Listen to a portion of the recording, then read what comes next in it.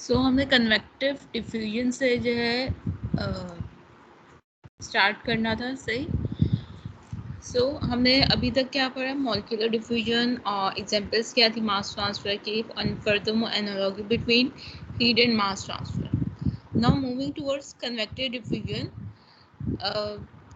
Convective diffusion एक वहाँ पर मॉलिक्यूलर डिफ्यूजन होता है, एक कन्वेक्टिव डिफ्यूजन होता है। कन्वेक्टिव डिफ्यूजन किसे कहते हैं, सबसे पहले ये पता करना चाहिए। सो व्हेन अ फ्लूइड जो है आपके पास फ्लो करेगा outside the solid surface in force convection motion, यानी यहाँ पे जब फोर्स कन्वेक्शन जो है वो अप्लाई हो रही है, और जब भी जो मॉलिक्यूलर डिफ्यूजन के साथ साथ बल्क मोशन है हो रही है of the fluid, that is called the convective diffusion.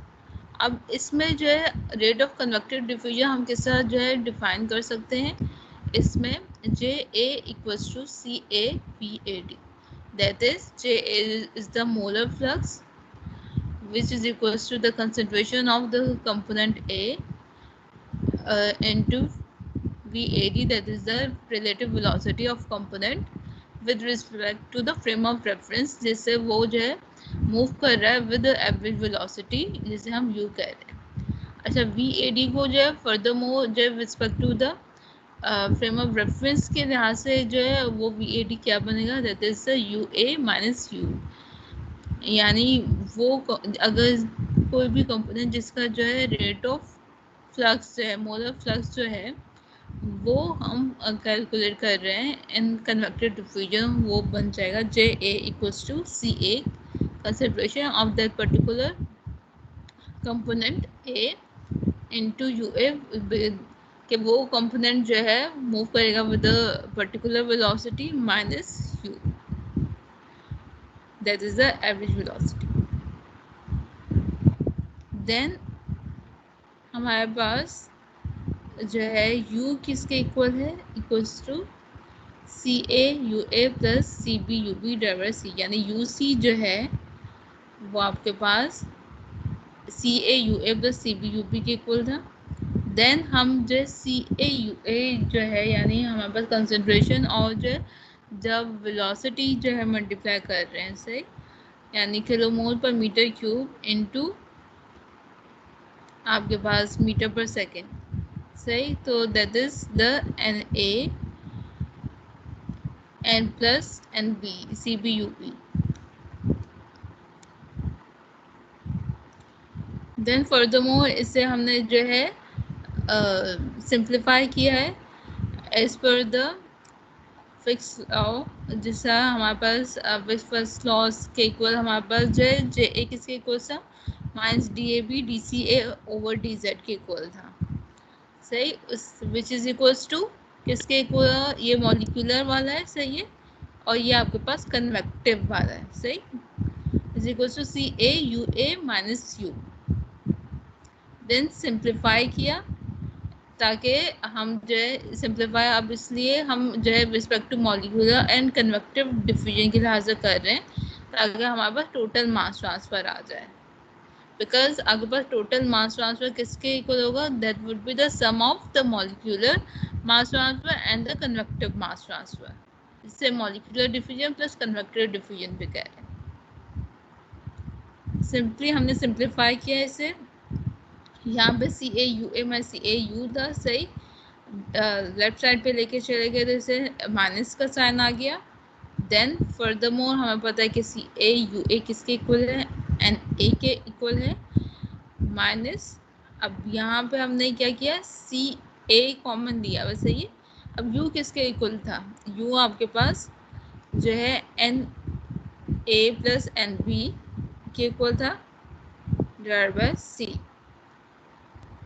फिर जो सिंपली ये आपके पास किसके इक्वल बन गया, फिर हमने क्या किया, इसे जो एन ए है, सही, उसे हम दूसरी साइड पे लेके चले गए, सही। तो दैट इज बिका N equals to minus D A B D C A over D Z plus C A minus minus किसके इक्वल होगा, plus C A plus N B over C. Because हमने ये दोनों टर्म्स को equal कर लिया था यहाँ पे, सही। तो यहाँ पे इस वजह से हम Na लेके जा सकते हैं।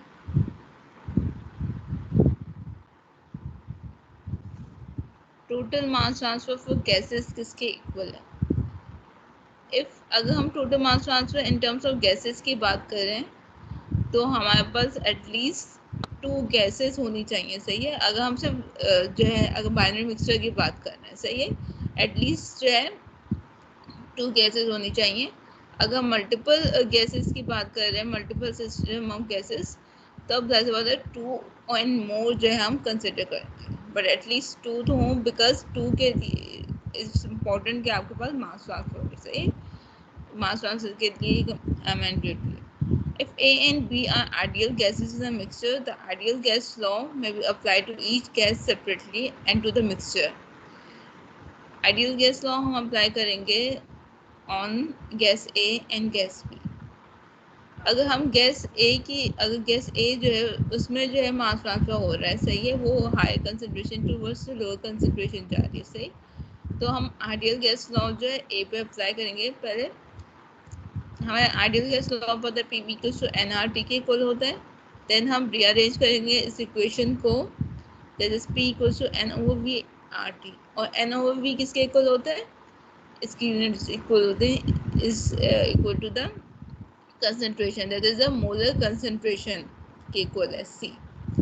P equals to C R T हो गया। देन हमने इसे रीअरेंज किया in order to get the C term. Molar concentration किसके इक्वल होगी? Equals to P over R T.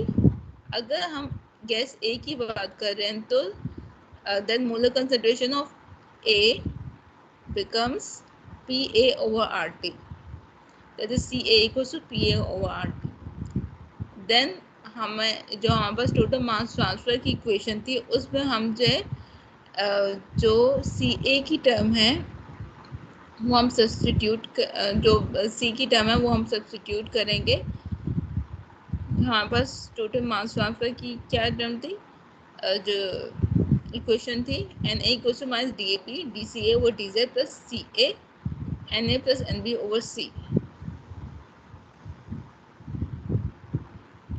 तो इसमें हमने सी और सी ए इन दोनों की टर्म्स को सब्सटीट्यूट किया है, that is P A over R T यहाँ पे, और जो है डिनोमिनेटर में पी ओवर आर टी, यानी सी ए और सी ए को इन टर्म्स ऑफ प्रेशर और टेम्परेचर और यूनिवर्सल गैस कांस्टेंट में सब्सटीट्यूट किया है, ताकि हमारे पास जो यहाँ पे, इसलिए हमने सब्सटीट्यूट किया बिकॉज हमारे पास ये टर्म किस में थी? प्रेशर में थी। तो हमारे पास ये वाली बाकी टर्म्स भी हम प्रेशर में चाह रहे थे, ताकि एक ही होमोजीनियस सिस्टम जो है हम करें, दो दो अलग अलग हमारे पास टर्म्स ना। N A equals to minus D B D P O R T D Z plus, अच्छा आर टी कैंसिल आउट हो गया, पी ए ओवर पी यहाँ पे बच गया, और ब्रैकेट में N A plus N P. This total diffusion equation in the form of partial pressure is used for the gases, because हमारे पास प्रेशर जो गैसेज हैं उसमें हमेशा हमारे पास प्रेशर की बात करेंगे, पार्शियल प्रेशर्स की बात कर रहे होंगे हम, तो गैसेज, सही। तो और जो सॉलिड जो लिक्विड्स हैं, सही, उसमें हम कंसंट्रेशन की बात कर रहे होते हैं, मगर जो हमारे पास गैसेज है उसमें हम जो है पार्शियल प्रेशर्स की बात कर रहे होते हैं।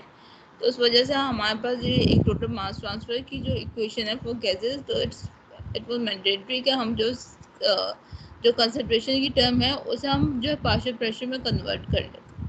सो ये इक्वेशन आई है ताकि हम ये यूज़ कर सकें in examples for the gases. Now principles of mass transfer क्या है? मॉलिक्यूलर डिफ्यूजन गैसेस किस हो सकती है, मॉलिक्यूलर और जो फर्दरमोर जो कन्वेक्टिव मास ट्रांसफर किस तरह हो सकता है। मास ट्रांसफर को हमने 2 जो है सेगमेंट्स में हमने डिवाइड कर दिया है, एक मॉलिक्यूलर डिफ्यूजन एंड कन्वेक्टिव जो है मास ट्रांसफर में। अब हमने मॉलिक्यूलर डिफ्यूजन को भी फर्दरमोर हमने सेपरेट आउट कर लिया into gases, liquids and solids.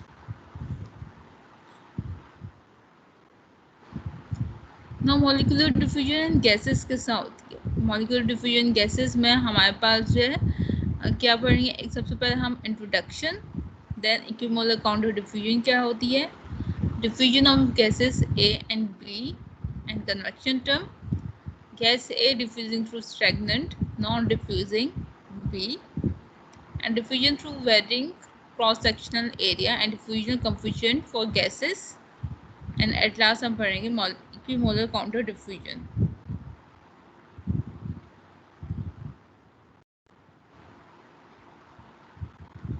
अच्छा, गैसेस की हम बात कर रहे हैं तो हम जो है फिर से रिवाइज कर रहे हैं fix law for the gases.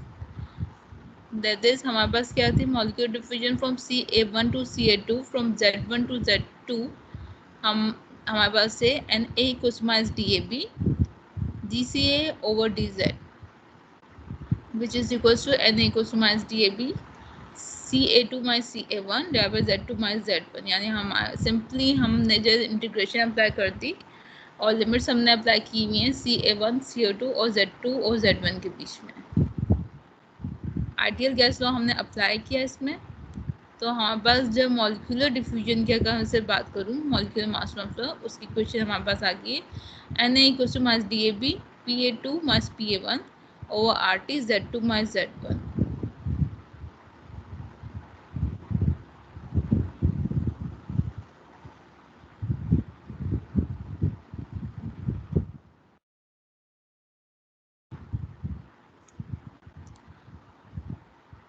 Equimolar counter diffusion है यहाँ पे. एंड फर्दरमोर हमारे पास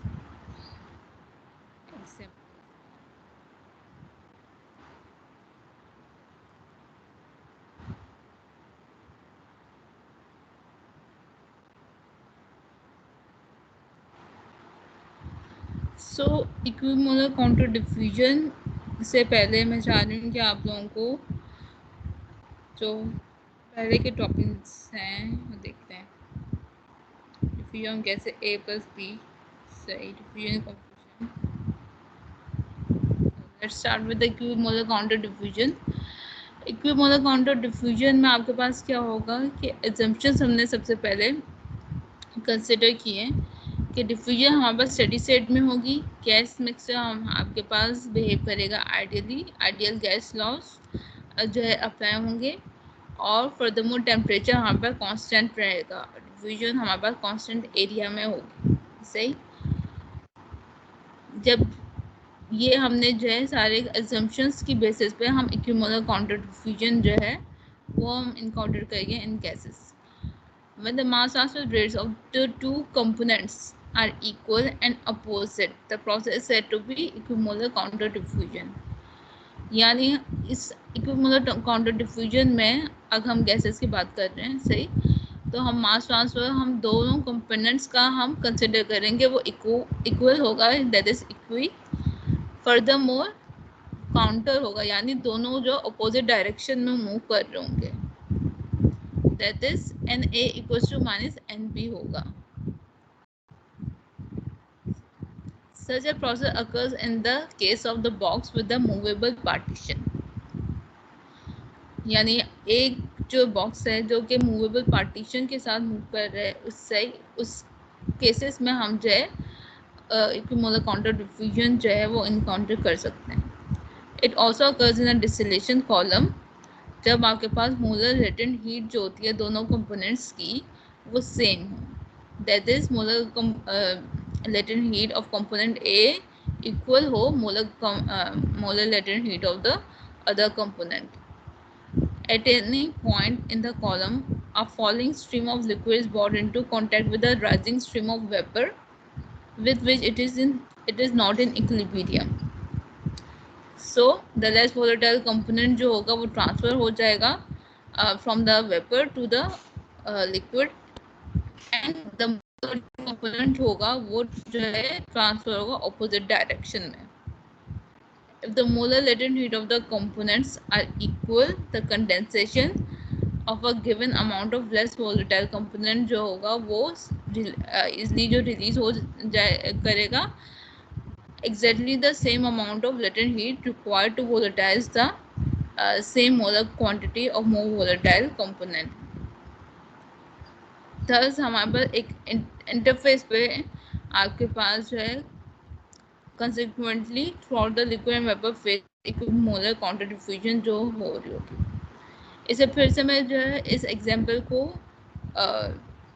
एक्सप्लेन कर लेती हूँ कि हम जब इक्विमोलर काउंटर डिफ्यूजन अगर हम जो है रियल प्रोसेसेस में अगर हम डिस्टिलेशन कॉलम की बात कर रहे हैं ऑपरेशंस की, तो उसमें हम किस तरह हम इनकाउंटर कर सकते हैं। जब हम फॉर एग्जांपल अगर आपके पास दो कंपोनेंट्स हैं, उनकी मोलर लेटेंट हीट सेम है, सही है, और वो कंपोनेंट्स अपोजिट डायरेक्शन में मूव करें, तो हम इक्विमोलर काउंटर डिफ्यूजन उसमें जो इनकाउंटर कर सकते हैं। कैसे? जब हमारे पास एक पॉइंट, एक किसी भी पॉइंट पे, सही, एक कॉलम है डिस्टिलेशन कॉलम, उसमें एक तो राइजिंग स्ट्रीम होगी, सही, और एक फॉलिंग लिक्विड हो होगा, सही है। ये दोनों कांटेक्ट में आएंगे तो हमारे पास मास ट्रांसफर हो रहा होगा, सही।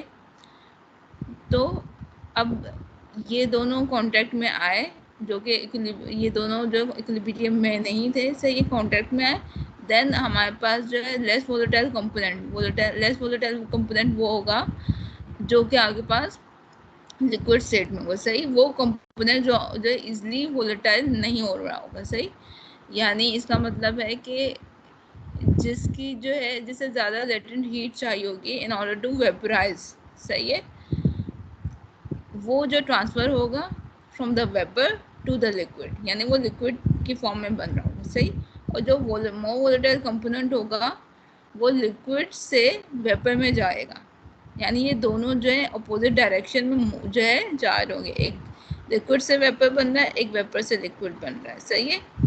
लिक्विड से वेपर कौन बन रहा है? जो आपके पास जो है मोर वोलेटाइल कंपोनेंट है, जो लेस वोलेटाइल कंपोनेंट है वो वेपर से लिक्विड में बन रहा है। अगर यहाँ पे if the molar latent heat of the components equal होंगी तो आपके पास कंडेंसेशन होगी किसकी? लेस वोलेटाइल कंपोनेंट की ऑफ गिवन अमाउंट, जितनी भी और वो रिलीज करेगी exactly the same amount of latent heat जो कि चाहिए होगी in order to volatilize the molar quantity of the more volatile component. So interface पे, किसी भी इंटरफेस पे, यानी इंटरफेस पे मुराद क्या है इस पे?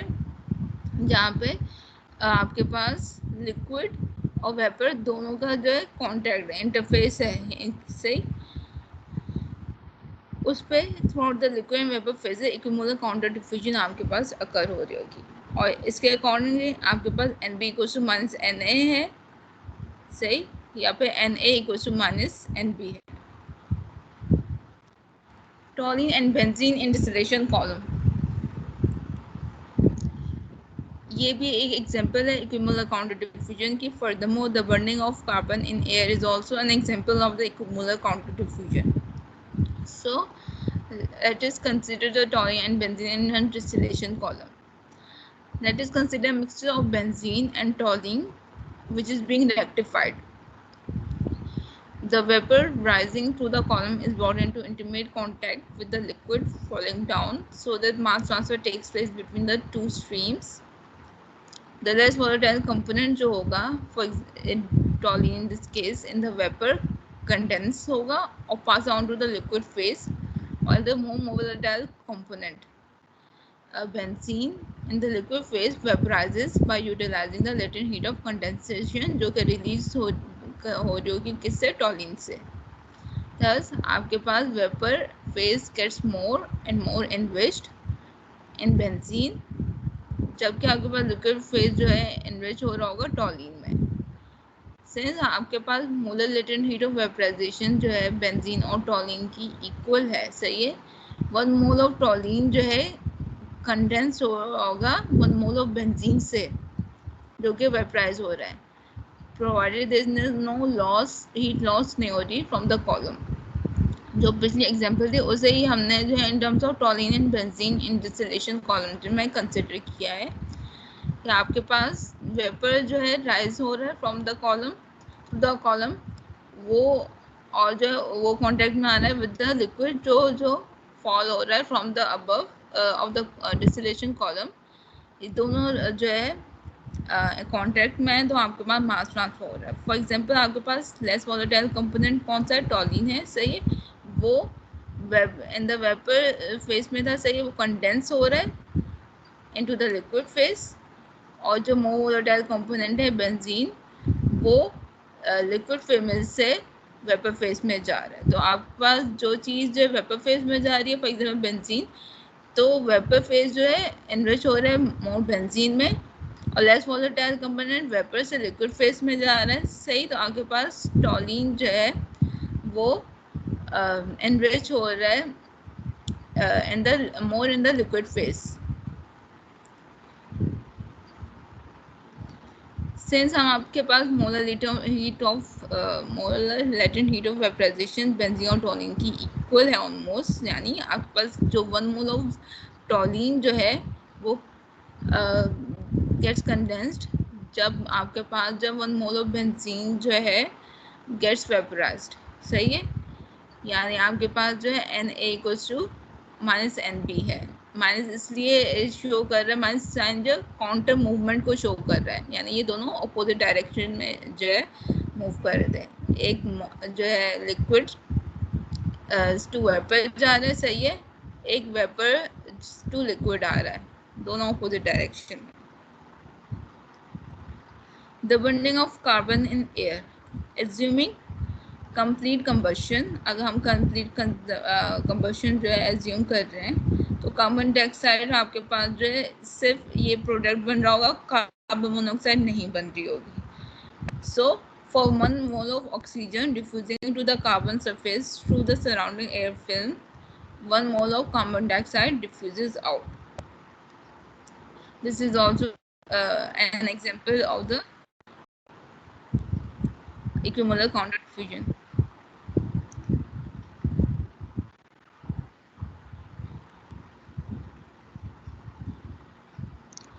This is also one of the example of the equimolar counter diffusion.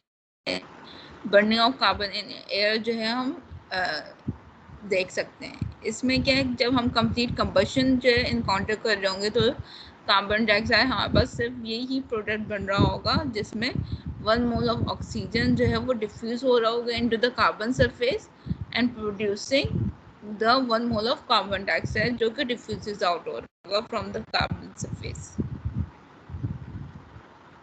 सो हमने इक्विमोलर काउंटर डिफ्यूजन में एक एग्जम्पशन ये पढ़ी थी कि आपके पास स्टेडी स्टेट होगा, सही। So for steady state equimolar counter diffusion of the two components, यानी जो आपके पास Na प्लस NB होगा वो इक्वल्स होगा 0 के। काउंटर यानी अगर हम काउंटर डिफ्यूजन की बात करें, तो हाँ आपके पास क्या होगा, Na equals to minus NP, minus का sign. Ma'am ji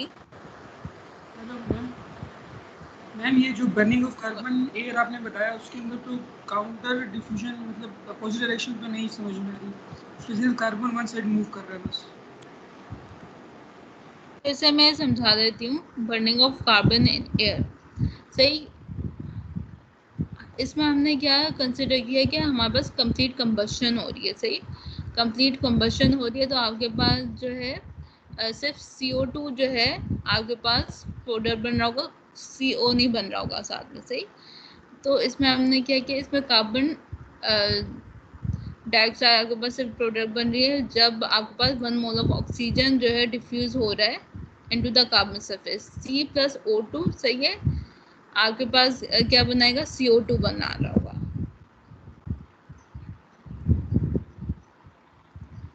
So this is the equimolar counter diffusion.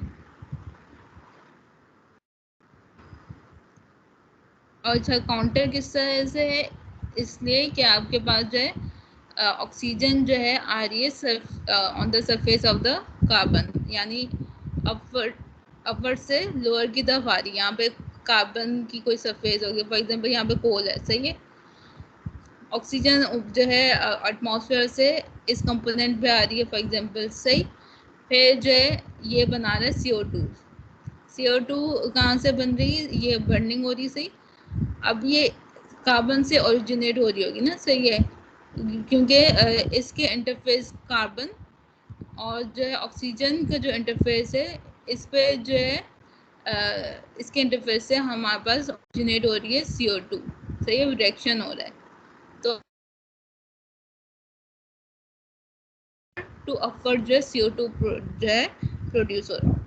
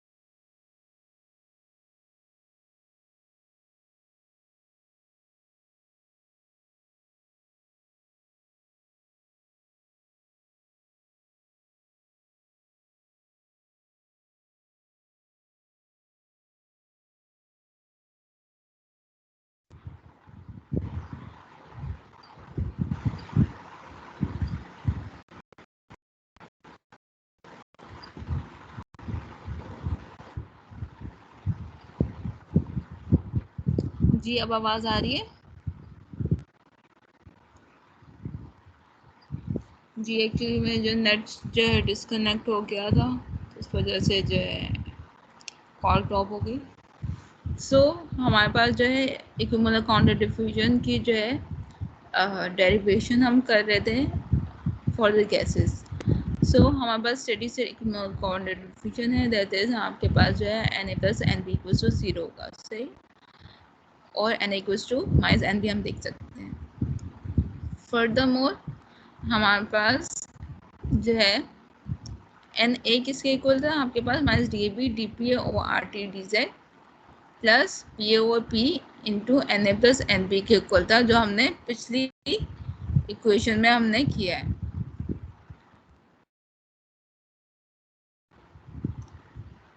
This one, ये वाली जो इक्वेशन थी total mass transfer for the gases.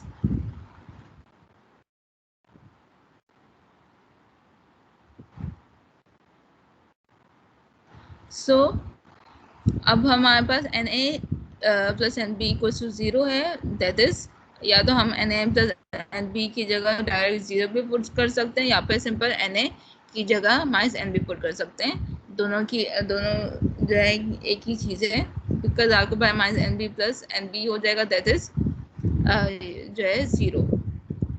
सो आपके पास कौन सी टर्म बच जाएगी, N equals to minus DAB DPA over RT DZ, because 0 की वजह से P ओवर P वाली टर्म क्या होगी, 0 बन जाएगी बिकॉज ये मल्टीप्लाई हो रही है। सो आपके पास इसका मतलब ये है जब भी इक्विवेलेंट काउंटर डिफ्यूजन हो रही होगी गैसेस में, तो आपके पास that would be equal to the molecular diffusion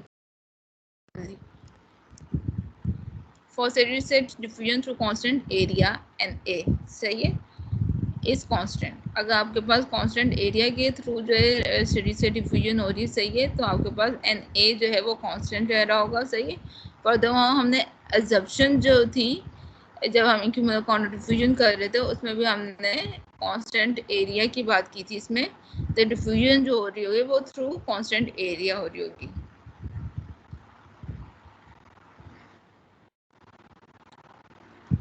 so हमने जो सिंपली जो है इंटीग्रेशन अप्लाई किए बोथ साइड्स पे, सही, लेफ्ट एंड राइट साइड पे। dz की टर्म जो है उस साइड पे हम लेके चले जाएंगे, सिंपली मैंने यहाँ पे जो इक्वेशन शो कर दी है। सिंपल इंटीग्रेशन हमने अप्लाई किया, और लिमिट्स हमारे पास क्या है, z1 z2 और pa1 एंड pa2। तो आपके पास इक्वेशन क्या बन जाएगी, Na equals to minus DAB pa2 minus pa1 divide by RT z2 minus z1। अगर हम माइनस के साइन को मल्टीप्लाई करा दें तो क्या बन जाएगी equation, N equals to DAB PA1 minus PA2 divided by RT Z2 minus Z1। Ma'am ये क्वेश्चन है, आपकी साइन को मल्टीप्लाई कराना चाह रहे हैं या नहीं कराना चाह रहे? जी मैम ये जो P है वो प्रेशर को डिनोट करता है ना, तो ये Z किस चीज़ को डिनोट करता है, Z2 माइनस Z जो आपके पास देखें डिस्टेंस को शो कर रहा होता है। जब भी आपके पास मास ट्रांसफर जब हो रहा है, सही, विद रिस्पेक्ट टू डिस्टेंस हो रहा है ना, सही, विद रिस्पेक्ट टू डिस्टेंस जो है आपके पास मॉलिक्यूलर डिफ्यूजन हो रही है, कन्वेक्टिव मास ट्रांसफर हो रहा है, सही है। तो Z आपके पास डिस्टेंस को शो कर रहा है, और Z1 Z2 आपके पास क्या शो कर रहे हैं, यानी पॉइंट 1 से लेकर पॉइंट 2 तक जो आपके पास डिस्टेंस की जो पोजीशन जो है, डिस्टेंस की जो वैल्यू है वो शो कर रही है Z1 and Z2 at point 1 and point 2। And Pa1 Pa2 जो आपके पास पार्शियल प्रेशर्स हैं of gas A at point 1 and point 2 respectively. So for binary gas mixture of A and B, हम डिफ्यूजिविटी कोफिशिएंट जो है वो हम किस तरह हम शो कर सकते हैं, that is DAB equals to DBA होगा, सही। कैसे, आपके पास जो डिफ्यूजिविटी जो है यानी दैट इज जो डिफ्यूजन कोफिशिएंट वो A टू B अगर मूव कर रहा होगा वो इक्वल्स टू होगा जो आपके पास B टू A मूव कर रहा हो, सही। दैट फॉर एग्जांपल अगर आपके पास कंपोनेंट A जो है वो मूव कर रहा है फ्रॉम लेफ्ट टू राइट, सही, और वो उसकी जो कंपोनेंट ए हमारे पास गैस है, सही, और उसका एक पर्टिकुलर पार्शियल प्रेशर होगा at point 1 that is PA1, सही, और किस पोजीशन पे है वो, कौन से डिस्टेंस पे, Z1 के डिस्टेंस पे वो मूव कर रहा है फ्रॉम लेफ्ट टू राइट, सही, जहाँ पे उसके पास जो है पार्शियल प्रेशर कितना हो गया PA2, और आगे पास उसके पास डिस्टेंस क्या है, Z2 है। हमेशा आपके पास जो है जहाँ पे ग्रेटर प्रेशर होगा वहाँ से जो आपके पास मास ट्रांसफर हो रहा होगा, that is from higher partial pressure towards the lower partial pressure. जो कि आपके पास यहाँ पे शो कर रहे हैं। ये थोड़ा सा ब्लर्ड आपके पास शो कर रहा होगा, ये PA1 है, सही। This side is PA2, this one is PB1 and this one is PB2। Distribution, ये फिगर शो कर रही है distribution of partial pressure for equimolar counter diffusion of A and B। Simply show करिए, अगर आपके पास A component जो diffuse हो रहा है B कंपोनेंट में, तो सिमिलरली आपके पास B कंपोनेंट भी A कंपोनेंट में डिफ्यूज हो रहा होगा। इक्विमोलर है तो आपके पास जो है DAB इक्वल्स टू DBA होगा। और D आपके पास क्या है, सिंपली डिफ्यूजन कोफिशिएंट है उस गैस का। अगर हम गैस आपके पास A to B हो रही है तो DAB होगा, सही। अगर B to A हो रही है तो DBA होगा। फर्दरमोर हम एग्जांपल हम कर सकते हैं 6.21, जो आपके पास क्या है, अमोनिया गैस जो है डिफ्यूज हो रही है through uniform tube 0.1 metre long containing nitrogen gas B at 1.0132 exponent 5 Pascal pressure and 298 Kelvin.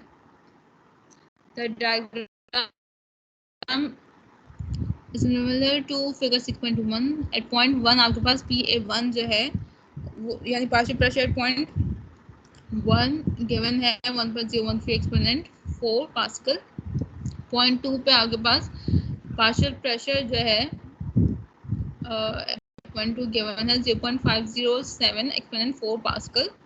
Diffusivity जो है वो गिवन है DAB 0.23 exponent -4 metre square per second. हमने फाइंड आउट करना है flux J at steady state and furthermore हमने जो है JB फाइंड आउट करना है, that is flux at of gas B। Ammonia को हम अमोनिया गैस A से हम रिप्रेजेंट कर रहे हैं, हमने सबसे पहले flux of ammonia find out करना है, देन हमने flux of the nitrogen find out करना है। नाइट्रोजन गैस को हमने B से हम डिनोट कर रहे हैं। इस एग्जांपल में हमारे पास अमोनिया गैस जो A है, जिसे हम A से रिप्रेजेंट कर रहे हैं, वो डिफ्यूज हो रही है यूनिफॉर्म ट्यूब से, जो जिसके Z जो है वो कितना है, डिस्टेंस कितना है 0.1 मीटर, जिसमें आपके पास नाइट्रोजन गैस जो है एक पर्टिकुलर प्रेशर के साथ है। नाइट्रोजन गैस को हम B से डिनोट कर रहे हैं और उसका जो पार्शियल प्रेशर वो कितना है 1.0132 एक्सपोनेंट 5 पास्कल और टेम्परेचर जो है 298 केल्विन है। फर्दरमोर आपके पास जो है partial pressure of ammonia at point 1 and point 2 given है, यहाँ पे डिफ्यूजिविटी भी गिवन है ऑफ अमोनिया जो डिफ्यूज अमोनिया गैस जो डिफ्यूज हो रही है from to the nitrogen, that is A to B हो रही है। अगर यहाँ पे DBA लिखा होता तो इसका मतलब है कि डिफ्यूजिविटी ऑफ नाइट्रोजन दे रही थी इनटू द अमोनिया। सो हमें पता है JA equals to DAB PA1 minus PA2 over RT Z2 minus Z1 होता है। अगर आपके पास JA लिखा हुआ हो या पे NA लिखा हुआ हो, एक ही बात होती है, सही है। इसमें वो जो है कंफ्यूज होने की बात नहीं है इसमें। अगर आप JA लिखें या पे NA लिखें, जो है एक ही चीज़ कंसिडर हो रही है। J equals to DAB PA1 minus PA2 over RT Z2 minus Z1। DAB आपके पास गिवन है 0.23 exponent minus 4 metre square per second. PA1 PA2 की जो है वैल्यूज गिवन है वो सब्स्टिट्यूट कर दी इसमें। R आपके पास 8314 है, सही। फर्दरमोर टेम्परेचर 298 केल्विन गिवन था और Z2 minus Z1 that is delta Z जो हम कंसिडर कर रहे हैं इसमें वो 0.1 है, बिकॉज आपके पास जो डिस्टेंस की वैल्यू डायरेक्ट यहाँ पे दी हुई थी दैट वाज 0.1 मीटर, सही। दैट इज Z2 की वैल्यू गिवन थी और Z1 जाहिर सी बात है वो कितना है, वो स्टार्टिंग पॉइंट यानी 0 से कंसिडर कर रहे थे, दैट इज 0.1 माइनस 0। तो JA की वैल्यू आ गई यहाँ पे मोलर फ्लक्स ऑफ अमोनिया, वो आ गया 4.7 एक्सपोनेंट -7 kg मोल ए ओवर सेकेंड मीटर स्क्वायर। ए क्या शो कर रहा है? ए जो है वो जो आपके पास गैस ए है दैट इज अमोनिया, उसे शो कर रहा है। इसी तरह हम क्या कर सकते हैं, रिराइट कर सकते हैं equation for the component B. Nitrogen के लिए भी हम जो है कर सकते हैं, रिराइट कर सकते हैं इक्वेशन, बिकॉज हमारे पास पता है जो टोटल प्रेशर जो होता है वो सम पार्शियल प्रेशर होता है, सही। यानी P equals to PA1 plus PB2 होता है। सो हमारे पास PB1 और PB2 नहीं थे, तो हमने क्या किया, इक्वेशन को रिराइट किया, that is PB1 equals to P minus PA1, सही। P आपके पास गिवन था 1.0132 एक्सपोनेंट 5, सही, एग्जाम्पल में। देन PA1 आपके पास ये भी गिवन था 1.013 एक्सपोनेंट 4, तो आपके पास PB1 आ गया 9.119 एक्सपोनेंट 4 पास्कल। सिमिलरली हम PB2 भी फाइनल कर सकते हैं which equals to P minus PA2। P आपके पास गिवन था, PA2 भी गिवन था, सिमिलरली हमने सब्स्टिट्यूट की वैल्यू, तो आपके पास PB2 भी आ गया, that is the partial pressure of nitrogen eight point 2, that is 9.625 exponent 4 pascal. ये जो वैल्यूज हैं वो हम सब्स्टिट्यूट कर देंगे इक्वेशन में, तो आपके पास जो मोलर फ्लक्स है ऑफ नाइट्रोजन वो आ जाएगा। इक्वेशन क्या है, जे, अगर हम जो है इन टर्म्स ऑफ नाइट्रोजन जो है हम मोलर फ्लक्स फाइंड आउट कर रहे हैं, दैट इज JB, वो क्या हो जाएगा, equals to DAB PB1 minus PB2 over RT Z2 minus Z1। ये आपके पास गिवन है वैल्यू, PB1 PB2 हमने कैलकुलेट कर ली थी यहाँ से, सही। और वैल्यूज बाकी आर की वैल्यू क्या है, 814 सही है, 8298 कह रहे हैं आपके पास, वो है टेम्परेचर फॉर द मोल 0.1। आपके पास Z2 की वैल्यू गिवन थी, Z2 माइनस Z1 क्या था 0.1 माइनस 0, तो आपके पास ये आ गया आपके पास 4.7 exponent -7 kg mole B over second meter square, that is the molar flux of nitrogen। Negative sign जो है ये शो कर रहा है कि आपके पास फ्लक्स जो है from goes from 0.2 to 0.1।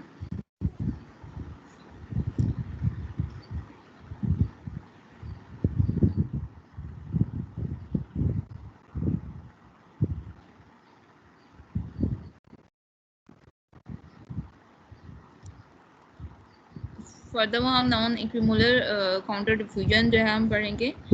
Non equimolar counter diffusion का मतलब ये है कि आपके पास जो है एक तो काउंटर डिफ्यूजन हो रही है, that is negative sign arise होगा। नॉन इक्विमोलिकुलर का मतलब ये है कि आपके पास Na और Nb दोनों इक्वल नहीं है, सही है। When the two components A and B diffuse in opposite direction at different molar rates, the process said to be a non-equimolecular counter diffusion. Example, in case of incomplete combustion of carbon in air producing carbon monoxide for each mole of oxygen diffusing through the air film to the surface of carbon particles, 2 moles of carbon monoxide will diffuse in the opposite direction. सही। फिर आपके पास एज पर non equimolar counter diffusion आपके पास क्या बन रहा है, -2, यानी आपके पास जब 1 मोल ऑफ ऑक्सीजन डिफ्यूज हो रही है through the air film into the carbon surface, तो आपके पास क्या प्रोड्यूस हो रहा है, 2 मोल्स ऑफ कार्बन मोनोऑक्साइड, जब इनकम्प्लीट कंबशन जो है कार्बन की हो रही होगी, सही। यानी 1 मोल ऑफ ऑक्सीजन में प्रोड्यूस हो रहे हैं 2 मोल्स ऑफ कार्बन मोनोऑक्साइड। इसका मतलब है कि आपके पास जो है नॉन इक्विमोलिकुलर डिफ्यूजन हो रही है। फर्दरमोर आपके पास इन काउंटर यानी अपोजिट डायरेक्शन में हो रही है, तो काउंटर का वर्ड यूज हो रहा है इसमें, that is Na equals to minus Nb over 2। In such a situation, the molar fluxes of A and B can be calculated by integrating total diffusion equation rate after expressing NB in terms of NA. यानी हम इसमें NA को NB की terms में हम जो है convert कर शो करेंगे, सही। फर्दरमोर हम फिर जो टोटल मास ट्रांसफर की जो इक्वेशन है उसे हम सिंप्लीफाई करेंगे।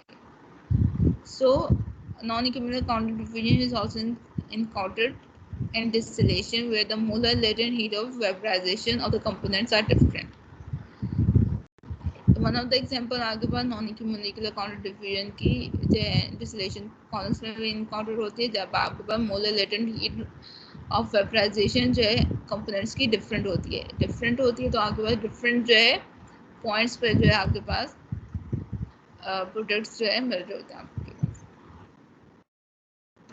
Furthermore for steady state non-equivocal counter diffusion of two components A and B, Na जो होगा सही वो इक्वल नहीं होगा माइनस NB के, सही। Na is not equal to minus NB. In case of carbon monoxide production by incomplete combustion, Na equals to minus NB over 2, सही, because 2 Na equals to minus NB था। 1 mole of oxygen क्या produce करे थे, 2 moles of carbon monoxide. सो उसकी term में हमने ये लिख दिया Na equals to minus NB over 2। Furthermore हमें पता है कि टोटल जो मास ट्रांसफर इक्वेशन है फॉर द गैसेस वो किसके इक्वल है, Na equals to minus dB dPA over RT dZ plus PA over P Na plus NP। तो हमने ये इक्वेशन जो है सब्स्टिट्यूट की टोटल मास ट्रांसफर इक्वेशन की में, तो आपके पास क्या आ गया, सिंपल NB over 2 को आ गया इन terms of the NA। Furthermore NB common है, सही है, NB over 2 प्लस NB किसके इक्वल हो जाएगा, NB over 2 के इक्वल हो जाएगा ये अंदर वाली टर्म। फर्दरमोर आपके पास इक्वेशन क्या बन गया, Na equals to minus DAB dPA over RT dZ plus PA NB over 2P। In generalized form जो है हम लिख सकते हैं minus NNA equals to NB, सही। जनरलाइज फॉर्म की किससे बात कर रहे हैं, अभी तो ये किसकी इक्वेशन की हमने कंसिडर करके हमने किया था, उसमें कंसिडर किया था जब आपके पास कार्बन मोनोऑक्साइड प्रोडक्शन हो रही थी from the due to oxygen, सही, इनकम्प्लीट कंबशन हो रही थी कार्बन की इनटू कार्बन मोनोऑक्साइड, यानी 1 मोल ऑफ ऑक्सीजन प्रोड्यूस करे थे 2 मोल्स ऑफ कार्बन मोनोऑक्साइड। उसकी टर्म में हमने ये इक्वेशन को लिखा था, सही। अगर हम जनरलाइज फॉर्म में अगर हम कंसिडर कर रहे हैं, सही है, जिसमें हम जो है जनरलाइज फॉर्म का मतलब ये है कि ये जनरलाइज फॉर्म हम किसी भी जो है गैसेस पे हम लगा सकते हैं जो जिन पे नॉन इक्विमोलिकुलर काउंटर डिफ्यूजन हो रही होगी। तो माइनस NNA किसके इक्वल होगा, NB के, सही। यानी N की जगह जो मोल्स जो है N क्या शो कर रहा है, मोल्स शो कर रहा है, सही, उसे हमने N शो कर दिया मोल्स को। अब अगर फॉर एग्जांपल अगर हमारे पास इसी को अगर हम कार्बन की जो है इनकम्प्लीट कंबशन अगर हम शो कर रहे हैं बाय ऑक्सीजन, तो यहाँ पे N क्या होगा, 2 हो जाएगा, बिकॉज आपके पास 1 मोल ऑफ ऑक्सीजन क्या प्रोड्यूस कर रहे हैं, 2 मोल्स ऑफ कार्बन मोनोऑक्साइड। इसी तरह हम बाकी जो है ऑपरेशंस पे भी जो है हम अप्लाई कर सकते हैं। तो अगर हम जनरलाइज फॉर्म में आपके पास नॉन इक्विमोलिकुलर काउंटर डिफ्यूजन क्या बन जाएगी, Na equals to minus DAB dP dZ plus PA over P NA, और NB की जगह हमने माइनस NNA पुट कर दिया।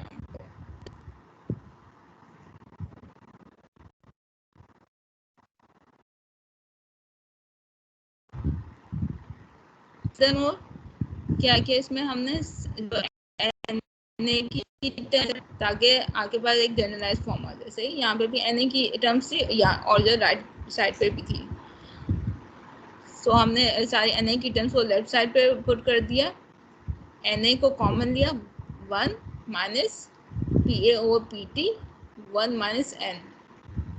Similarly which is RT, DPA और DZ। और ब्रैकेट वाली टर्म है, इसे हमने डिवाइड पे लेके चले गए, सही। और दूसरी साइड पे DAB over PT over PT over DZ, DPA over 1 minus PA over PT 1 minus N। Furthermore हम जैसे जो है सॉल्व करेंगे, सही है, PT सिमिलरली हमने जो है एलसीएम लेके सॉल्व किया, PT minus PA 1 minus N, सही। PT था, ऊपर भी PT था, तो PT जो है कैंसिल आउट होके 1 बच गया, सही। which is equal to N equals to minus DAB over RT 1 over delta Z देखें या DZ देखें, एक ही बात है। अब इसको क्या आप जो है DZ लिख लें, DPA over PT minus PA 1 minus N, NA equals to DAB over RT PT over delta Z 1 minus 1 over 1 minus N ln PT minus 1 minus N PA2 over PT 1 minus N PA1। यहाँ पे delta Z आ गया था, DPA इस पे apply हुआ था, सही। Similarly हमने क्या किया, इंटीग्रेशन अप्लाई किया इस पे, तो DPA जब भी आपके पास जो है इसकी 1 ओवर ये टर्म है पूरी, सही है, यानी जब भी 1 ओवर करके कोई टर्म होती है, उसका मतलब है जब हम इसका इंटीग्रेशन लेते हैं तो ln की टर्म आती है, बिकॉज यहाँ पे जो है इसकी पावर 1 है ना, 1 ओवर कोई जो भी x की टर्म है और इसकी पावर 1 है, तो इसका मतलब है कि आपके पास जो है इंटीग्रेशन देंगे तो ln आ जाता है। सिंपल जो इंटीग्रेशन रूल्स अप्लाई किए, दैट इज ln PT, और फिर उसके बाद जो हमने क्या किया, लिमिट भी अप्लाई कर दी, that was PA1 and PA2। तो आपके पास जो है ये आगे एन की ये फाइनल इक्वेशन आ गई, दैट हमने PA2 और PA1 की जो है लिमिट्स अप्लाई करके फाइनल माइनस इनिशियल को किया।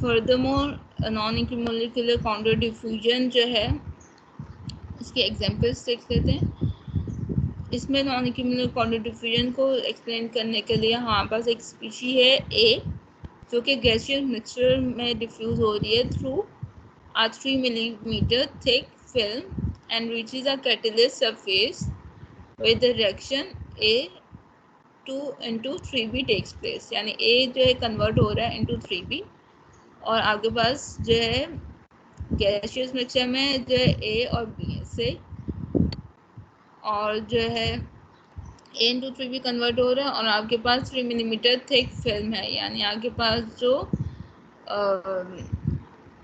क्या कह सकते हैं, जो डेल्टा जो है वो आपके पास, जो DZ जो है सिंपल, वो आपके पास 3 मिलीमीटर है। Furthermore, if the partial pressure of A in the bulk of the gas is 8.5 kilonewton per meter square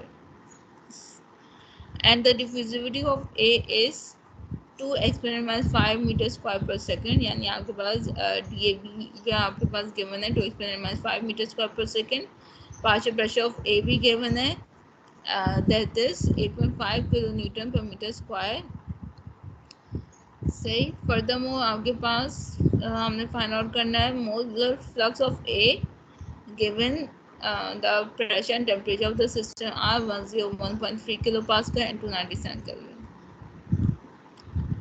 इसमें हमारे पास जो है फाइंड आउट करना है NA, जब आपके पास P और T, that is temperature and pressure of the system आपके पास गिवन है 297 केल्विन एंड 101.3 किलोपास्कल, सही। तो आपके पास A इंटू 3B हो रहा है, तो इसका मतलब है कि आपके पास N किसके इक्वल हुआ, N आपके पास जो है NB और NA के इक्वल होता है। NB के कितने मोल्स है 3, NA के कितने मोल्स है 1, तो आपके पास NB और NA किसके इक्वल हो गया 3 के इक्वल हो गया, सही। DAB आपके पास गिवन था 2x⁻5 metre square per second, PT भी आपके पास गिवन था मुझे 1.3 kilo pascal, temperature 297 kelvin given है। PA1 आपके पास गिवन था of the partial pressure of the component A at position 1 that was 8.5 kilonewton per meter square। PA2 आपके पास 0 है बिकॉज आपके पास स्टेगनेंट फिल्म है इसमें।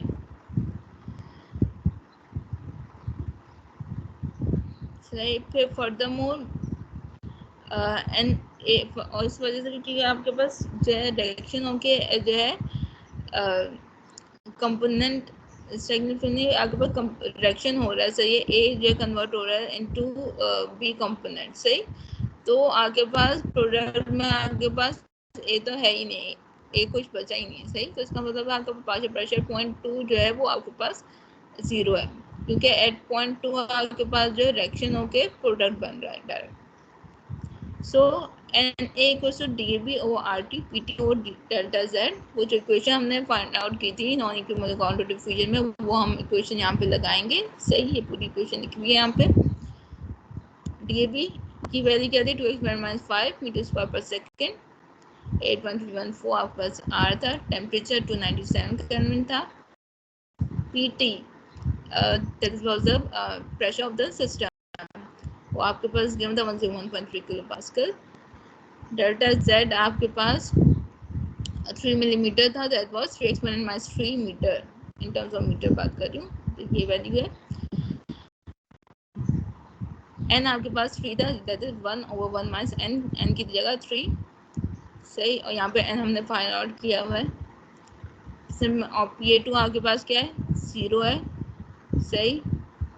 PT 101.3 माइनस 1 - n किसके इक्वल है 1 - 3, दिस -2 माइनस प्लस हो गया +2। PA2 आपके पास 0 है, बराबर PT आपके पास 101.3 प्लस 2 PA1 क्या है 8.5 किलो पास्कल।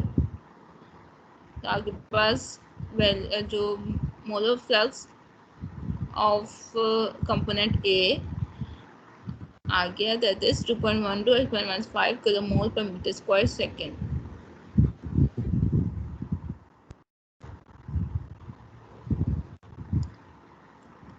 अच्छा, ये नॉन इक्विमोलिकुलर काउंटर डिफ्यूजन अभी तक हम कर चुके हैं और इक्विमोलिकुलर काउंटर डिफ्यूजन भी कर चुके हैं, सही।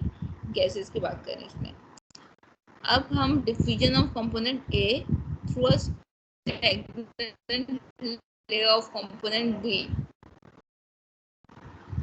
अगर आगे टर्म्स बनेंगी तो इक्वेशन क्या बनेगी, ये एग्जांपल्स हैं।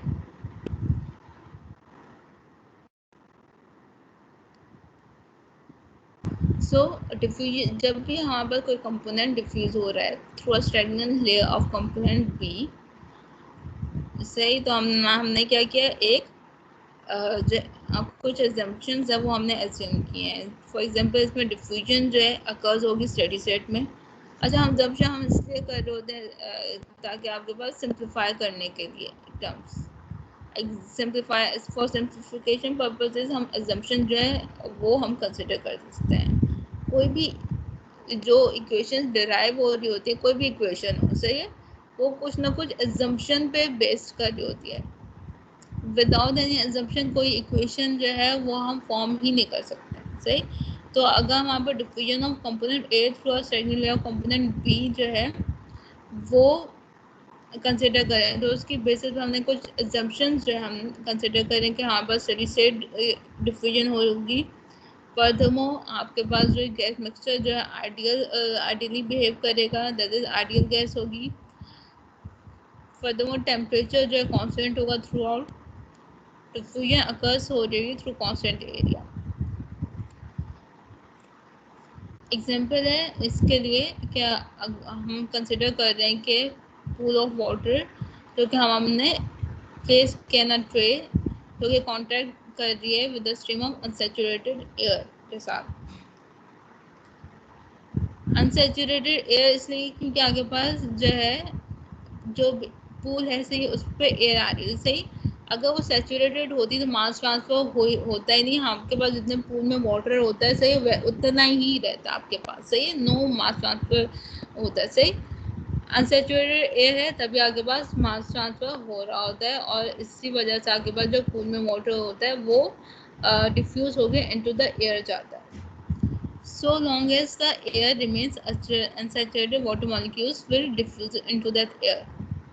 The bulk of air is in motion, but a thin layer of air in contact with the water will be stagnant and then moving in a laminar motion in a direction nominal to the direction of the diffusion. आपके पास जो bulk of air जो होगी वो आपके पास motion में होगी, मगर आपके पास थिन लेयर जो है एयर फॉर्म हो रही होगी कब, जब वो आपके पास कांटेक्ट हो रही होगी विद द वाटर, यानी contact of water with the air हो रही होगी, तो उसमें एक लेयर बनेगी, सही, यानी एक इमेजिनरी लेयर जो कि एक जो स्टेगनेंट होगी, स्टेगनेंट है यानी आपके पास रुकी हुई, और वो जो अगर मूव भी कर रही होगी वो लेमिनार मोशन के साथ कर रही होगी मूव, यानी इन स्ट्रेट लाइन पे स्ट्रेट मोशन में जो मूव कर रही होगी, और वो नॉर्मल होगी to the direction of the diffusion के साथ, यानी 90 डिग्री पे। यानी अगर आपके पास जो है एयर जो है वो 90 डिग्री पे आ रही है आपके पास इस पे वाटर पे जो कि पूल का वाटर है, सही। वाटर वेपर जो है आपके पास डिफ्यूज होंगे throughout this air by molecular diffusion before being carried away by the moving air.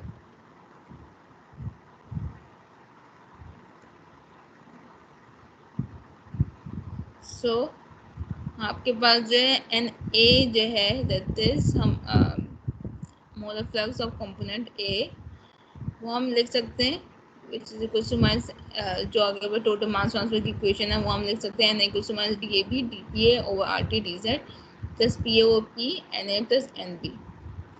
In this case आपके पास कंपोनेंट B जो है वो डिफ्यूज नहीं हो रहा है, सिर्फ कंपोनेंट A डिफ्यूज हो रहा है, सही, यानी आपके पास वाटर जो है वो डिफ्यूज हो रहा है एयर में, यानी जो एयर है कंपोनेंट B उसका जो रेट ऑफ फ्लक्स है वो आपके पास जो है 0 है, एन बी 0 है। So putting N B 0 in above equation, तो आपके पास जो है एन बी वाली टर्म पूरी 0 हो जाएगी, तो आपके पास ये टर्म रह जाएगी N equal to minus D A B D P A over R T T Z plus P A N A over P. Further हमने क्या किया, जो प्रेशर वाली टर्म्स हैं ये जो प्लस है सही वहाँ पे दूसरी साइड पे लेके चले गए माइनस टर्म हो गए, बिकॉज आपके पास यहाँ पे एन ए जो है दोनों साइड पे प्रेजेंट था, सही, तो हमने एन ए को सेपरेट आउट करने के लिए किया ये, सही। N A equals to N A बाहर ले लिया, सही, ब्रैकेट हमने यूज़ किया 1 minus P A over P. अब ये जो ब्रैकेट है वो जो है दूसरी साइड में जाएगा और वो जो है यहाँ पे मल्टीप्लाई हो रहा है तो यहाँ पे दूसरी साइड पे डिवाइड हो जाएगा, सही, और माइनस पी ओवर पी हो रहा है, सही है। फिर हमने सिंपल जो एल्सियम लेके आपके पास क्या हो गया P minus P A divide by P, और ऊपर भी पी था, सही, तो पी से पी कैंसिल हो जाएगा, सॉरी ऊपर पी नहीं था नीचे पी था, सही है।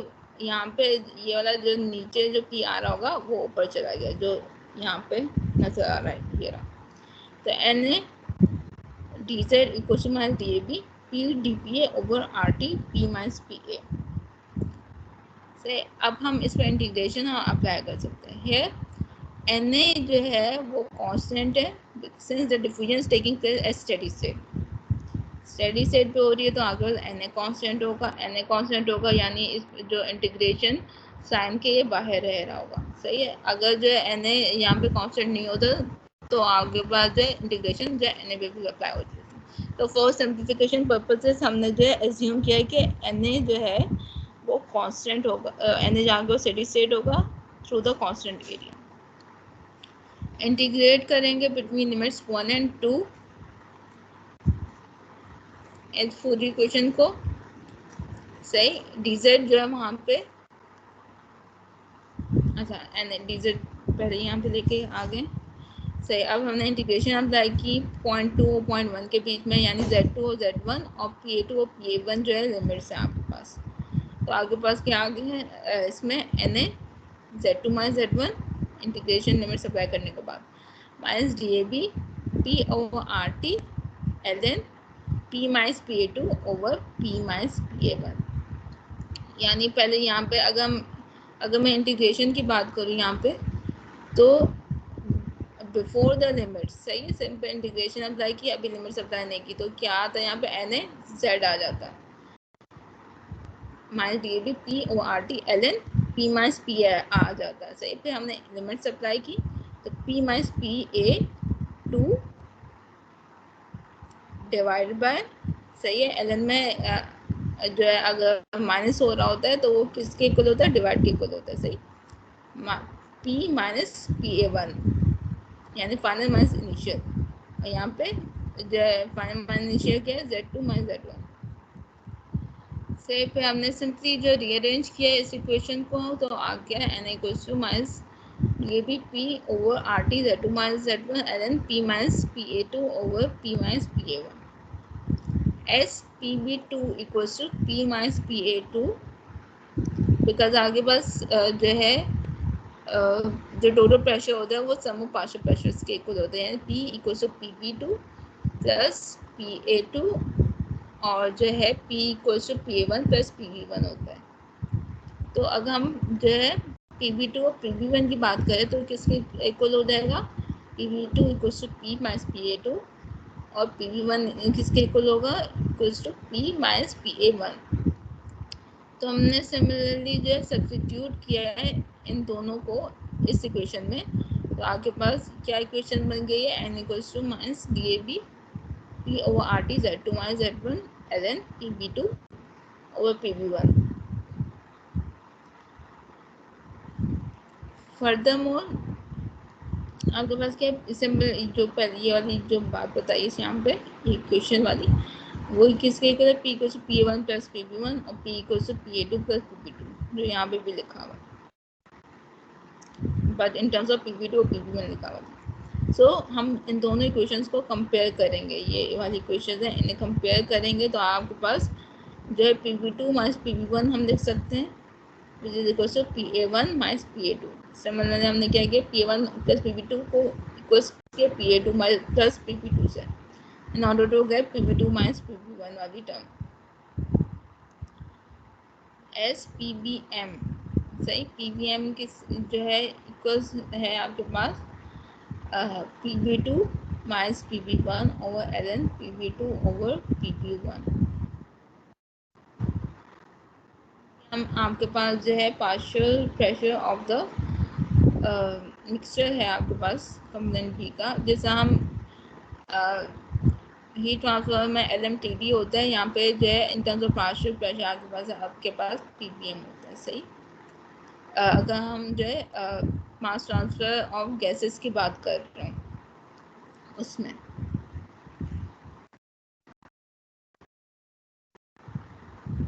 सो ln PB2 और PB1 जो है इक्वल से PB2 माइनस PB1 और PBM, जो PB2 माइनस PB1 किसके इक्वल है आपके पास, PA1 माइनस PA2 के इक्वल है, जो यहाँ पे शो हुआ है driver PBM। So substituting above equation in below equation, आपके पास जो है ये वाली इक्वेशन को हम सब्स्टिट्यूट करेंगे इस वाली इक्वेशन में। So n equals minus DAB P over RT Z2 minus Z1 into ln PB2 over PB1 बन जाएगा, which is equals to PA1 minus PA2 over PBM। एक ये इक्वेशन आ गया आपके पास और एक ये वाली इक्वेशन थी। A typical distribution of partial pressure of components A and B during diffusion is shown in the figure 2.3। Component A जो आगे बढ़ डिफ्यूज हो रहा है due to gradient, this is minus dP over dz, Component B also diffuses related to the average molar velocity having a flux which depends on minus dV over dz, that is pressure gradient. Or it also has been assumed that B is non-diffusing. Partial pressure की distribution given की गई। आगे बात जो है, अगर ए जो है मूव कर रहा है सही है, ए में जो है मास ट्रांसफर हो रहा है सही, और बी आपके पास नॉन डिफ्यूजिंग है, बी डिफ्यूज नहीं हो रहा, तो आपके पास क्या होगा, अगर आपके पास Z1 पे जो है PA1 है सही है, तो PA1 जो है वो डिफ्यूज होगा एट अ पर्टिकुलर डिस्टेंस सही है, PA2 की तरफ जाएगा। यानी आपके पास अगर हाई प्रेशर है PA1 का, तो डिस्टेंस एक पर्टिकुलर डिस्टेंस क्रॉस करने के बाद जो है प्रेशर लो हो जाएगा उस कंपोनेंट का, PA1 है तो PA2 हो जाएगा सही, बिकॉज आपके पास जो है अगर डिफ्यूज हो रहा है तो जाहिर सी बात है मास ट्रांसफर हो रहा है। जब आपके पास जो है नहीं हो रहा, तो आपके पास जगह PP1 है सही है एट पोजीशन 1, वो जो है एट पर्टिकुलर डिस्टेंस कवर करने के बाद वो जो है उसका जो पार्शियल प्रेशर है वो इंक्रीज हो जाएगा, बिकॉज आपके पास जो ए है वो डिफ्यूज हो गया बी में। जब बी में डिफ्यूज हो गया तो यानी जो पार्शियल प्रेशर एट पॉइंट वो उसके अंदर जो पार्शियल प्रेशर जो था ए का वो जो है उसमें आया है, यानी डिफ्यूजन के थ्रू ना।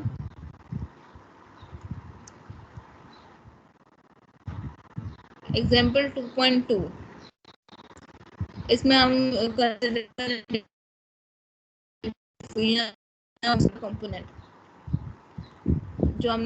जो पहले जो हमने ये की है डेरिवेशन, उसी की हमने अब हम एग्जाम्पल कर रहे हैं in order to explain it understand करने के लिए। एग्जाम्पल में क्या, ऑक्सीजन जो डिफ्यूज हो रही है through a stagnant layer of methane, temperature is 20 degree centigrade और प्रेशर इसमें 100 किलोन्यूटन पर मीटर स्क्वायर।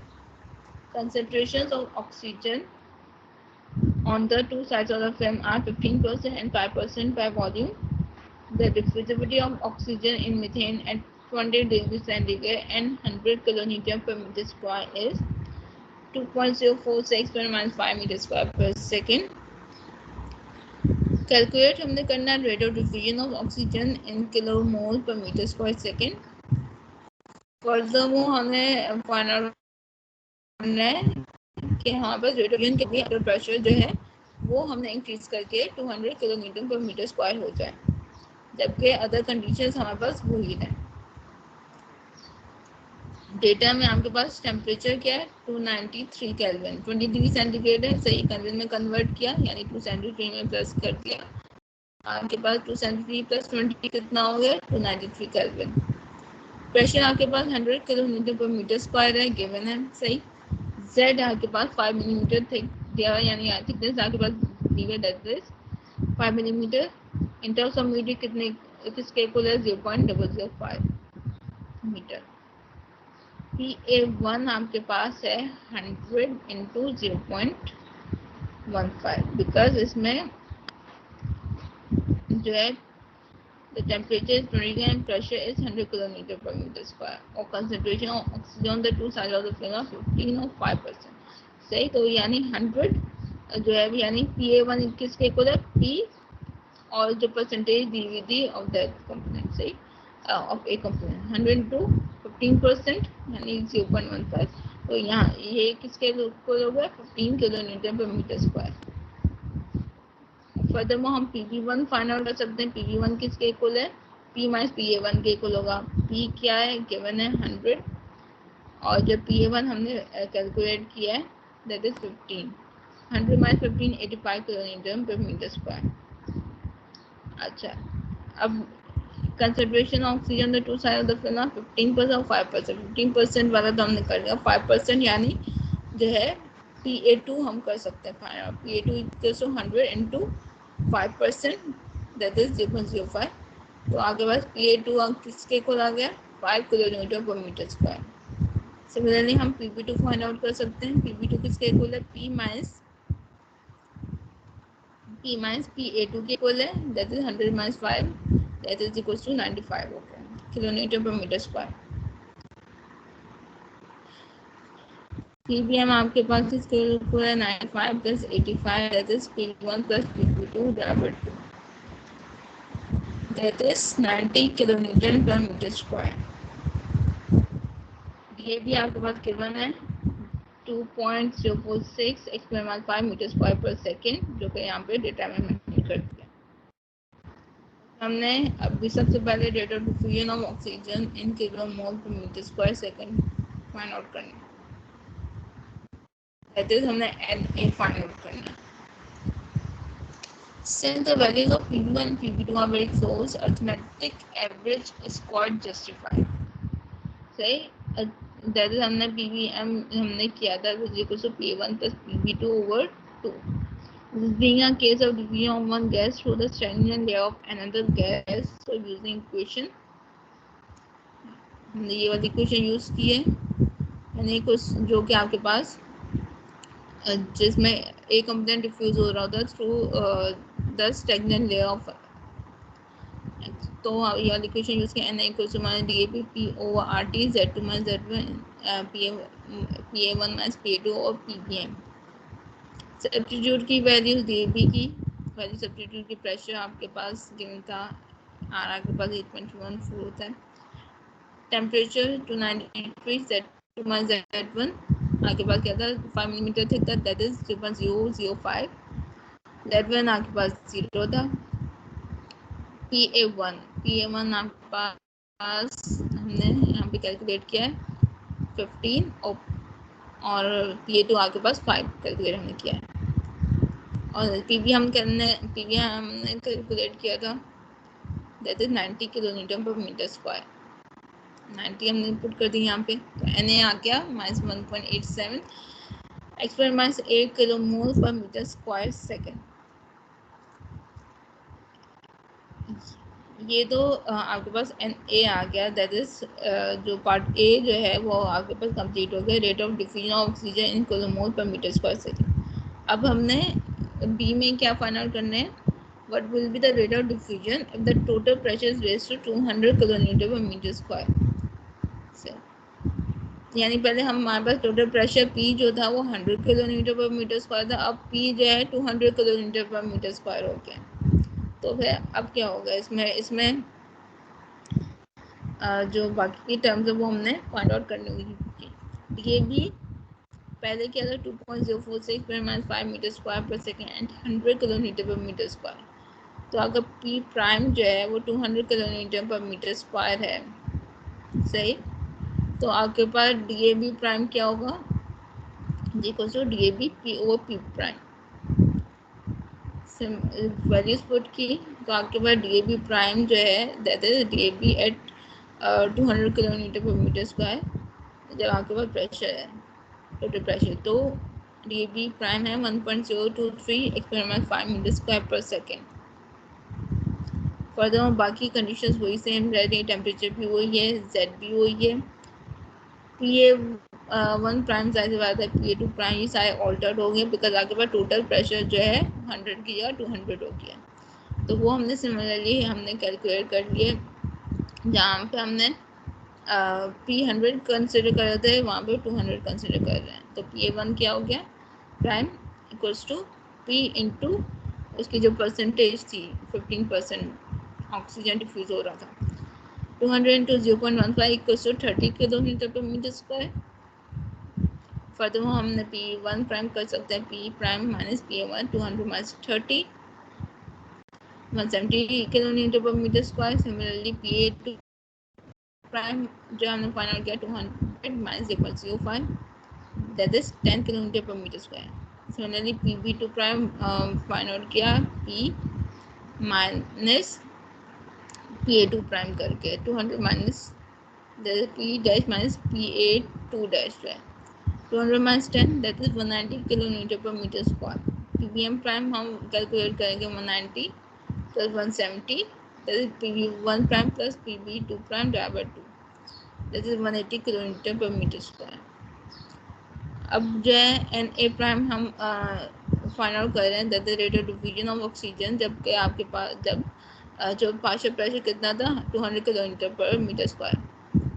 सही, तो वो सारी जो वैल्यूज़ हैं वो हमने सब्स्टिट्यूट की इस इक्वेशन में, डी बी प्राइम की, पी प्राइम की, P A one prime, P A two prime, P V one M prime. आपके पास जो है rate of diffusion of oxygen at 200 kilometre per metre square, pressure आ गया 1.87 (8 किलो मोल पर metre square second. Plus आपके पास रेट ऑफ डिफ्यूजन जो है अनचेंज्ड रह रही है। सही, पहले भी आपके पास कोई आ रही है 1.87 (8 किलो मोल पर मीटर स्क्वायर सेकेंड, और यहाँ पर भी आ रही है। दैट इज, इसका मतलब है कि अगर हमारे पास जो है पार्शियल प्रेशर जो है इंक्रीज कर दिया है, सही, सॉरी आपके पास टोटल प्रेशर जो है इंक्रीज कर दिया, पहले 100 था, अब जो है वो टोटल प्रेशर जो है वो 200 कर दिया है। सही है, तो उस पर जो है अफेक्ट नहीं होगा रेट ऑफ डिफ्यूजन पे। रेट ऑफ डिफ्यूजन जो है ऑक्सीजन की वो वही रह रही है।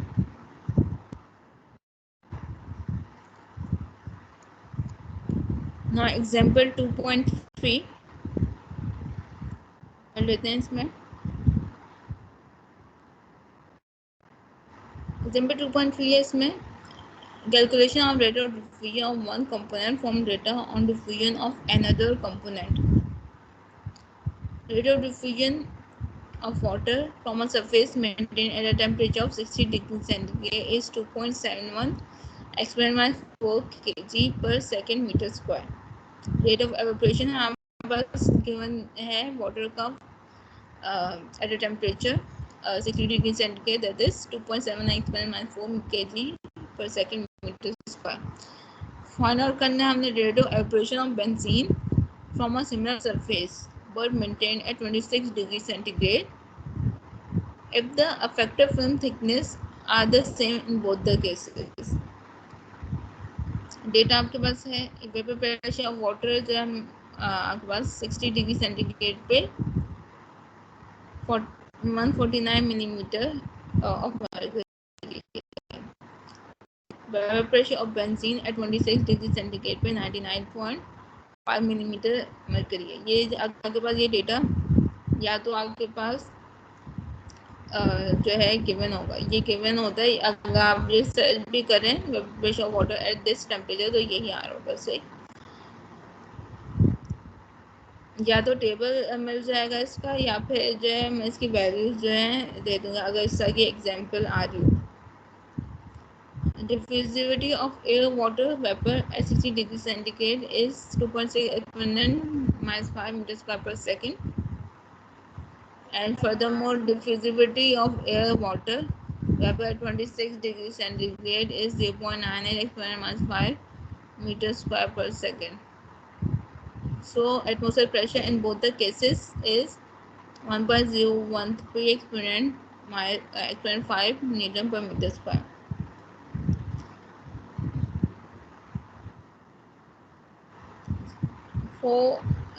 एवेपोरेशन ऑफ वाटर के लिए हम क्या कर सकते हैं, rate of evaporation equals to 2.71 experiment 4 kg per metre square 72 given था। इसे हमने kilomole per metre square second में कन्वर्ट किए। आपके पास 1 किलोमोल में कितने जो है 18 kg होते हैं ना। सही, और सिमिलरली हमने किससे डिवाइड किया, इसमें मॉलिक्यूलर वेट से डिवाइड किया है ऑफ वाटर। तो आपके पास रेट ऑफ एवपोरेशन आ गया 1.505 experiment 5 kilomole per metre square second. Temperature आपके पास गिवन था 333 केल्विन, प्रेशर भी आपके पास atmosphere pressure 1.013 experiment 5 Newton per metre square. P1 149 mmHg था, इसे हमने कन्वर्ट कर देना न्यूटन पर मीटर स्क्वायर में, तो आ जाएगा 0.1986 एक्सपेरिमेंट 5। P1 आपके पास किसके इक्वल है, P माइनस PA1 के इक्वल है, और जो है P जो है क्या है 1.013.5, PA1 आपके पास 0.1986.5, आपके पास PB1 आ जाएगा इन दोनों को माइनस करने के बाद 0.8144 Newton per metre square. PA2 0 है बिकॉज आपके पास जो है एवेपोरेशन हो रही है, सही है, और वो जो है जीरो पार्शियल स्टेगनेंट है, एक ही जो है डिफ्यूज हो रहा है, दूसरा डिफ्यूज नहीं हो रहा इसमें, तो PA2 आपके पास 0 है। PB2 आपके पास क्या बन जाएगा, इसमें P माइनस PA2 इसमें बन जाएगा, दैट is 1.013.5 Newton per metre square आ जाएगा बिकॉज अगर PA2 0 है। DAB आपके पास क्या होता है 2.046 metre square per second given था। हमने क्या किया, इसमें PBM हम यूज कर सकते हैं, PB2 minus PB1 over ln PB2 over PB1। इसमें इसलिए हमने जो है ये वाला PBM क्या अर्थमेटिक यूज नहीं किया बिकॉज इसमें जो है बहुत वेरी कर रहा था partial pressures of the components ना, तो इस वजह से हमने PBM जो है ये वाला यूज किया, अर्थमेटिक वाला यूज नहीं किया। सो PBM की वैल्यू आ गई 0.99.5 newton per metre square. As we know that Na किसके इक्वल होता है, DAB P over RT Z2 minus Z1 into PA1 minus PA2 over PBM इसके इक्वल होता है, जो हमने इक्वेशन डिराइव की थी। सिमिलरली हम Z2 minus Z1 किसके इक्वल है, Z के इक्वल है, से which is equals to DAB P over RT Na यहाँ पे मल्टीप्लाई और यहाँ पे था, सही, यहाँ पे आकर डिवाइड हो जाएगा PA1 minus PA2 over PBM। तो सब्स्टिट्यूट करेंगे अब वैल्यूज को इस इक्वेशन में, तो आपके पास Z2 माइनस Z1 आ जाएगा which is equals to Z 0.0318 metre. इसमें DAB हमने क्या पुट किया था 2.046.5 मीटर स्क्वायर पर सेकेंड, और फर्दरमोर 1.013.5 जो आपके पास था PA1 PA2 आपके पास क्या था 0.1986.5 और PA2 0 था, R 8.314, टेम्परेचर 333 केल्विन, एंड आपके पास 1.505 PBM हमने यहाँ पे कैलकुलेट किया था 0.91 मीटर पर मीटर स्क्वायर। इस पर आपके पास Z minus Z1 that is Z जो है डिस्टेंस आपके पास है 0.0318, that was for evaporation of water. Effective film thickness आपके पास, अगर ये तो 60 डिग्री सेंटीग्रेड पे था, अगर हम आपके पास जो है 26 डिग्री सेंटीग्रेड हो जाएगा तब आपके पास इफेक्टिव फिल्म थिकनेस क्या होगी 26 डिग्री सेंटीग्रेड, यानी जो है इस 26 डिग्री सेंटीग्रेड को हमने केल्विन में कन्वर्ट कर दिया 273 प्लस करके, तो 299 केल्विन हो गया। टेम्परेचर प्रेशर आपके पास टोटल प्रेशर जो एटमॉस्फेयर प्रेशर वही रहेगा, PA1 99.5 mmHg था,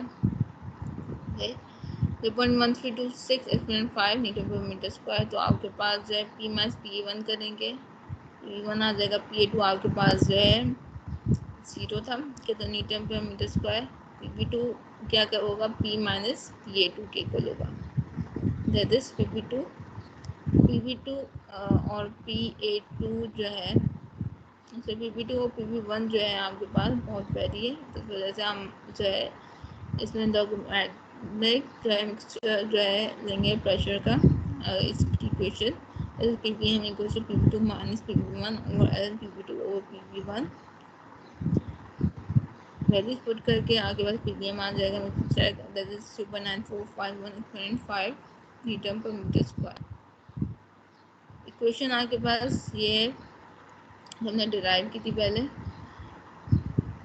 इसमें हम वैल्यूज पुट कर देंगे, तो आपको Na आ गया 4.06 x⁻6 किलो मोल पर मीटर स्क्वायर सेकेंड, और Z2 माइनस Z1 हमने पहले जो है कैलकुलेट कर लिया था 0.0138, और बाकी टेम्परेचर जो आपके पास क्या था 299 हो गया था 26 डिग्री सेंटीग्रेड पे ना, 8.314 R है, DAB हमने कैलकुलेट किया था, P आपके पास 1.05 था, PA1 PA2 वैल्यू सब्स्टिट्यूट की है, PVM की है, तो आपके पास NA जो है रेट ऑफ एवपोरेशन जो है ऑफ वाटर आ गया है at 26 degree centigrade with the effective film thickness जो है सेम है। सही,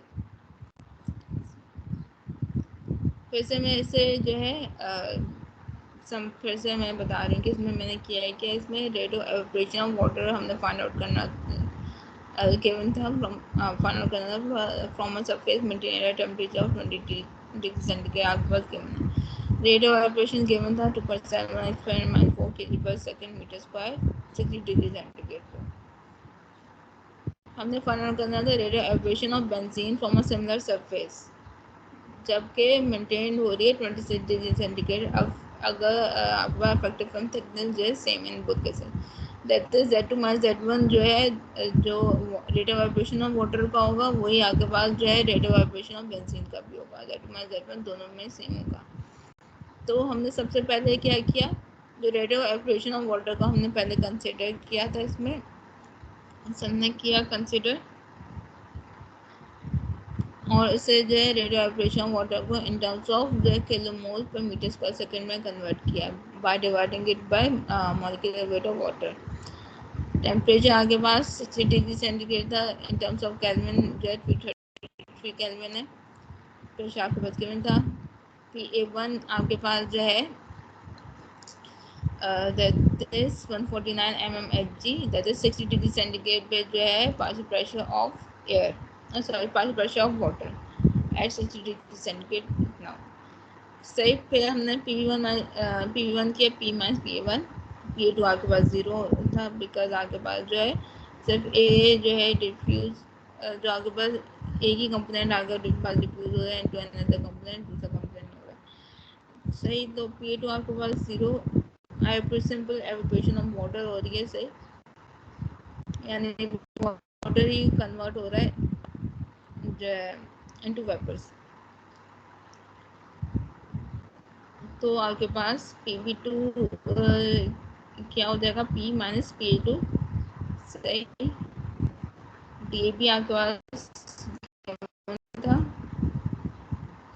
DAB हमने जो है फाइंड किया यहाँ पे of air water at 60 degree centigrade जैसा 26 डिग्री सेंटीग्रेड पे जैसा।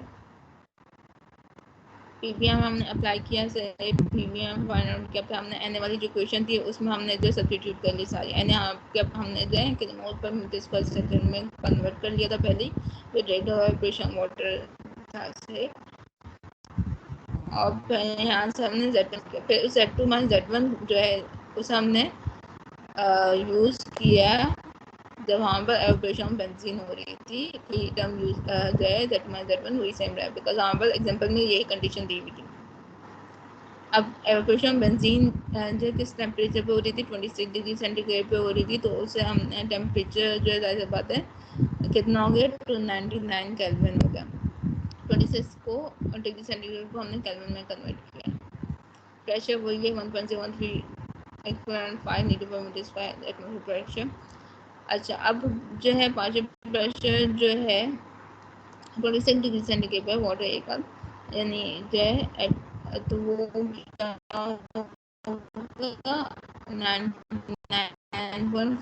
mm, उसे हमने सिंपल मीटर पर मीटर स्क्वायर में कन्वर्ट किया। फिर PV1 जो है P माइनस PA1 किया, PA2 0 था, फिर हमने PV2 क्या किया, P minus PA2। Similarly PVM जिसे हमने पहले कैलकुलेट किया था इस तरह भी हमने कैलकुलेट किया है। फिर हमने NA वाली जो इक्वेशन थी वो यूज़ किया इसके लिए, जिसमें Z2 माइनस Z1 वही रहेगा 0.0138। DAB जो है 26 डिग्री सेंटीग्रेड वाला है ये pressure, atmospheric pressure. P1 PA2 जो हमने फाइंड आउट किया था इसके लिए रेट ऑफ एवपोरेशन बेंजीन के लिए, temperature 26 degree centigrade that was 299 kelvin, 8.14 ये आई की वैल्यू है। PVM आपके पास कैलकुलेट किया था, तो हाँ आपके पास rate of evaporation of benzene आ गया, that is 4.0 से 8.96 kilomole per metre square per second at 26 degree centigrade, that is 299 kelvin. आज के लिए इतना ही। Thank you ma'am.